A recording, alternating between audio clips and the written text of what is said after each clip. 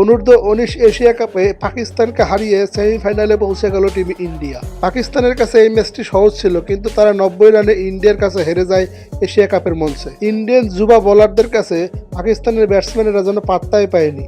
দারুণ একটি জয় তুলে নিয়েছে ইন্ডিয়া। পাকিস্তান টসে জিতে ইন্ডিয়াকে ব্যাটিং করার সিদ্ধান্ত দেয়।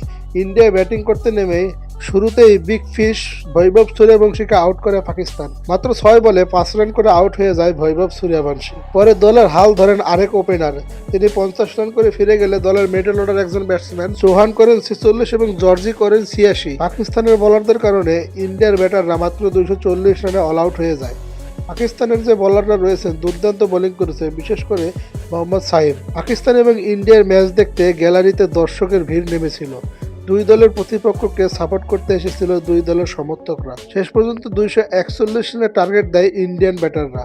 জবাবে ব্যাট করতে নেমে শুরুতে আঘাত হানে ইন্ডিয়ার বোলাররা। পাকিস্তানের ব্যাটাররা দাঁড়াতেই পারেনি ইন্ডিয়ার বোলারদের সামনে। দুর্দান্ত বোলিং করেছে ইন্ডিয়ার পেস বোলাররা। কি অসাধারণ বোলিং!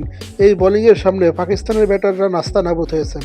শুধুমাত্র একজন ক্রিকেটার রয়েছেন 70 রান করেছেন, আর কেউ দাঁড়াতে পারেন। 90 রানের বিশাল ব্যবধানে ম্যাচটি জিতে নেয় টিম ইন্ডিয়া। সেই সাথে এশিয়া কাপের সেমিফাইনালে চলে গেছে ইন্ডিয়ান যুবারা।